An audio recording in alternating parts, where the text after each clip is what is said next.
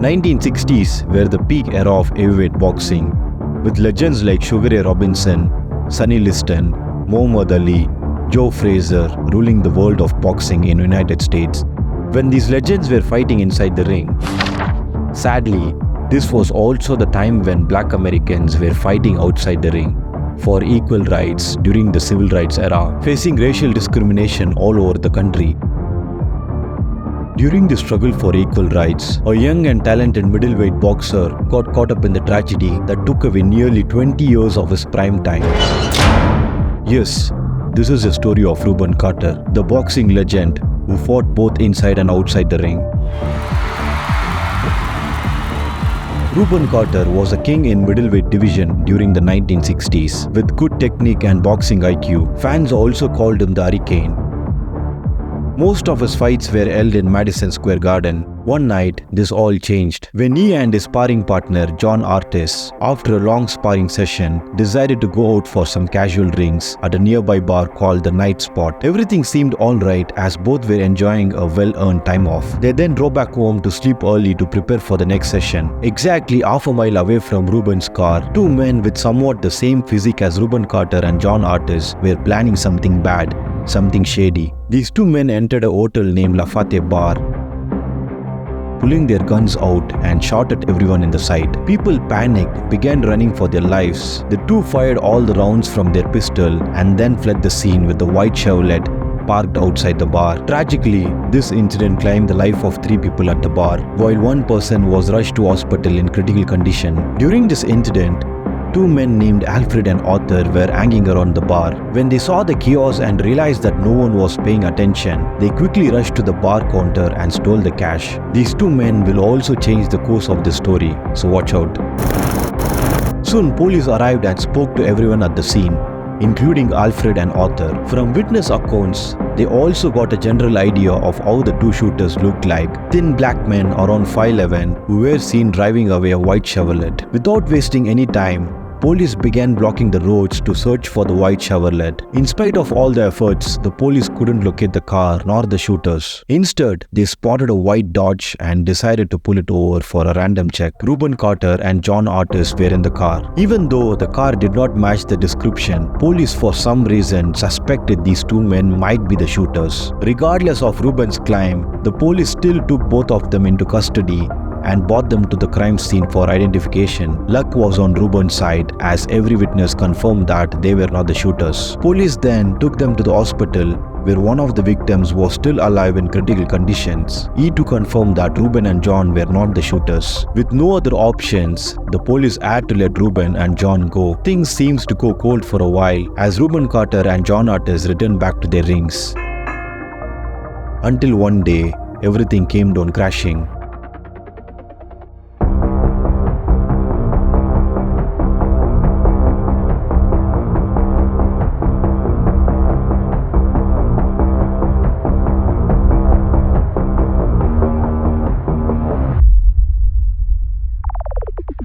Even after close to a year, cops could not make any progress on the case. With mounting pressure on all sides, that's when few bad cops went the wrong way. Tracking back to the victims and suspects, they came across Alfred and Arthur. Remember the 2 guys who stole cash from the bar during the incident? These 2 men were already criminals, having been arrested for small crimes. Now the police knew that if they offered to release them from all their charges and even threw in some cash, police might convince them to testify that Rubin Carter and John Artis were the shooters. And yes, just as you guessed, for some cash and release from all their charges, Alfred and Arthur testified that Rubin Carter and John Artis were indeed 100% the killers that night. Rubin was training hard for his next fight, unaware of any of these events, with John helping him in sparring. Police rushed into the gym, arresting both men and taking them into custody, eventually leading to the court trials. If you're wondering why cops framed Rubin Carter and John Artis as suspects, even though they knew these 2 men were innocent, it's a whole other story. It's most possibly because of these reasons.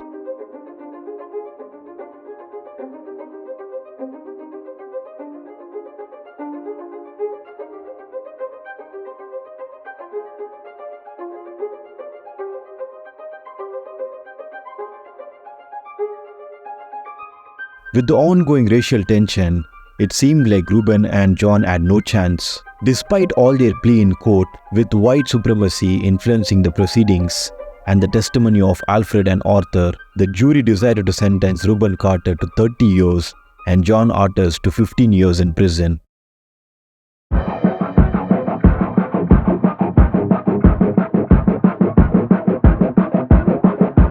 While most people might have given at this point of time, Rubin Carter's boxing mentality wouldn't let him. Without wasting any time or trusting anyone else, he decided to take things into his own hands. He spent all of his time in prison library, using every resource to study law in his own. He had decided to become his own lawyer. Close to 7 years had passed. Finally, things began to puzzle around. As Alfred and Arthur were found drunk in a bar, bragging about how they had escaped from all their charges, and even received money from the police to testify against Rubin Carter and John Artis. Luckily, a New York reporter was at the same bar, overhearing everything these drunk men confessed. He published the story on the front page of the New York Times. Now you could imagine a fellow black man, a boxing superstar, were wrongly convicted. Riots erupted across the US in support of Rubin Carter and John Artis. Even the boxing goat Muhammad Ali marched across the country to rally support for the release of these two men. Famous musician Bob Dylan also joined the fight, writing and composing a song about the struggle of Hurricane, naming it as the Unsung Boxing King, which eventually broke some records. Here comes the story of the hurricane, the man the authorities came to blame. With pressure mounting from all the sides, Rubin Carter's appeal finally made it to the court. With judges reviewing all the evidence, they overturned the previous decision, allowing the case to go to trial. After 7 dreadful years, Rubin Carter and John Artis were finally released from the prison on bail. But remember, the case wasn't over. They were only out on bail as the new trial was ongoing. Just when everyone thought this nightmare will soon end, 9 months later at the trial hearings, the two shady men, Alfred and Arthur, stood firm on their lies. Both testified once again, claiming without any doubt that Rubin Carter and John Artis were the shooters. Not only did the prosecution present this testimony, but they also created a story behind the mass murder, claiming that Rubin Carter and John Artis had killed these people out of racial hatred because the victims were white. Even though this was not true, the court and the judges relied heavily on the narrative and the biased evidence presented. As the result of this hearing, the bail was cancelled. Rubin Carter and John Artis were immediately arrested and sent back to prison. It seemed like there is no way to escape from all these allegations. By this point, Rubin Carter had spent close to 16 years in prison for the crime he did not commit, 16 years of his prime time. His attorney for one last time appealed to the federal court, and luckily this time, the judges thoroughly reviewed every document and testimony submitted in all his previous hearings. That's when they found something fishy. The two shady men, Alfred and Arthur, had their criminal cases dismissed without any court trials. Suddenly, all the pieces began to fit together. The idea that this was some kind of racially motivated, black power revenge murder against the white people made no sense. Judges also discovered that the prosecution evidence was purely theoretical, with nothing solid on paper to prove that Rubin Carter and John Artis were the shooters. After 19 years in prison, the judges finally dismissed all the charges against Rubin Carter and sent him free. John Artis had been released before Rubin Carter.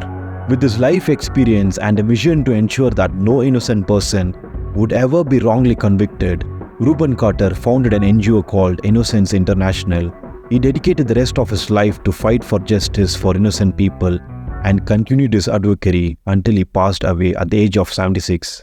Hollywood even made a movie about the life of Rubin Carter called The Hurricane, with my favorite Denzel Washington in the lead role. If you have time, do watch it, it's a classic. Again, thanks a lot for watching this video. Until next time, Cristiano signing off.